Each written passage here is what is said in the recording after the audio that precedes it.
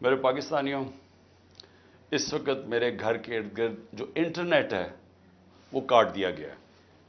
تو میں یہ اب امید رکھتا ہوں کہ آپ کے پاس یہ جو آج میں آپ سے بات چیت کرنا چاہتا ہوں یہ آپ تک پہنچ جائے۔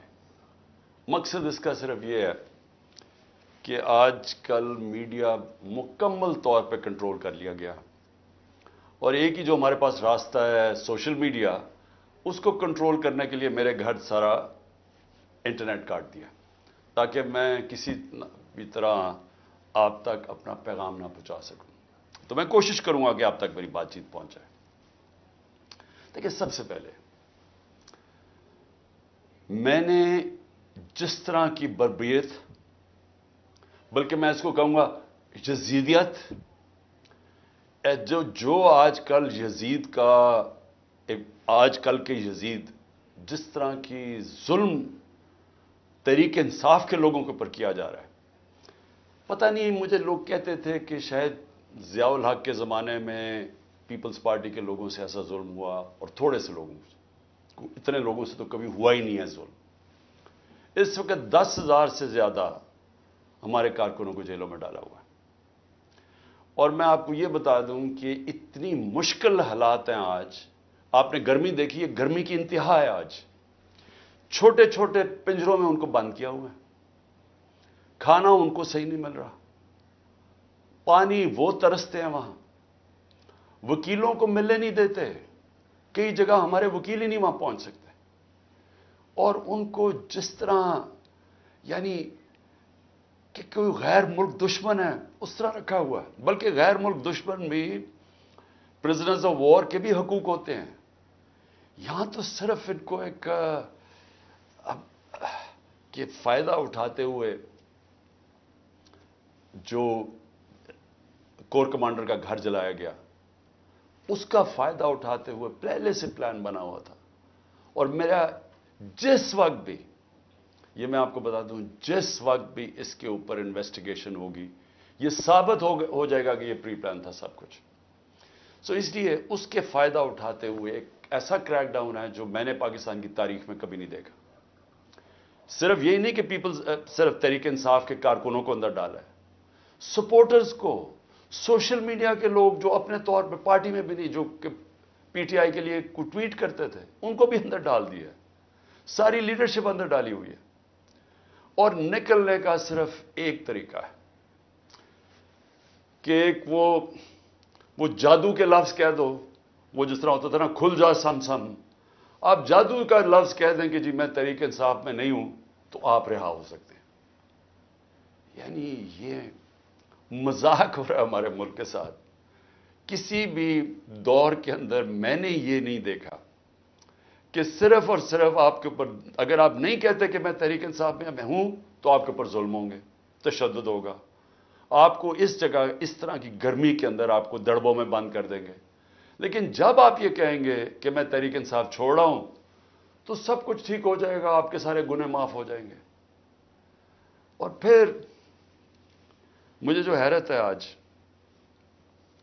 کہ کوئی ہیومن رائٹس کی آوازیں نہیں نکل رہی ہیں۔ وہ جو لوگ شور مچاتے تھے آزادی صحافت کی اور بڑا ظلم کر رہا ہے عمران خان، وہ یعنی اب کدھر گئی ہے آزادی صحافت؟ سارا میڈیا دبایا ہوا ہے، پروپیگنڈا چل رہا ہے، ون سائیڈڈ چیزیں جا رہی ہیں۔ ہمارے لوگ اب جاتے ہوئے ڈرتے ہیں میڈیا کے اوپر کہ وہ پکڑ کے جیل میں ڈال دیں گے۔ ون سائیڈڈ چیزیں چل رہی ہیں، لوگ اب اتنا خوف اور ہراساں پھیلایا، اور میں نے خود کہا ہوا ہے اپنے لوگوں کو کہ چھپ جاؤ۔ میں خود کہہ رہا ہوں اپنے کارکنوں کو، اپنے آفس بیررز کو، اپنے عہدیداروں کو، کوئی ضرورت نہیں ہے آپ کو سامنے آنے کی، اپنے گھروں میں نہ رہو، چھپ جاؤ، کیونکہ یہ جو اندھیری رات ہے، یہ جو رات میں سب سے زیادہ اندھیرا ہے، یہ زیادہ دیر نہیں چلتا۔ اور اللہ قرآن میں کہتا ہے کہ اس کو جو سب سے زیادہ چیز پسند ہے، مشکل وقت میں صبر کرنا۔ صبر کریں۔ مجھے پوری طرح احساس ہے کہ آپ کے اوپر کیا گزر رہی ہے، لیکن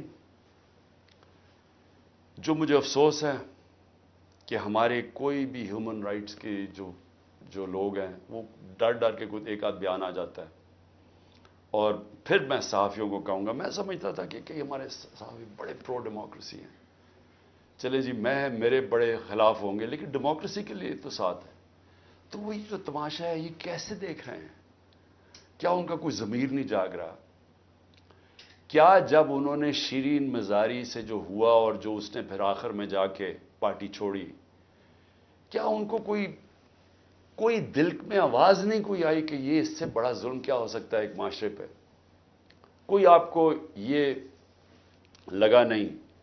جو عورتوں کی تنظیم ہے، جو عورتوں کے حقوق کے اوپر بات کرتی ہے، کہ ایک ایسی عورت جو بیوہ، والدہ اس کی بیوہ، بیٹی ایک جو اس کا دھیان رکھ رہی ہے، جو بلڈ پریشر کی مریض، اس سے جو انہوں نے کیا ہے اس گرمی کے اندر، کبھی ایک جیل میں لے کے جائیں، اس کے بعد ادھر سے نکال کے دوسرے جیل میں لے جائیں، ادھر عدالت اس کو ضمانت دے، کوئی اور کیس میں پکڑ کے لے جائیں، گجرات لے گئے اس گرمی کے اندر.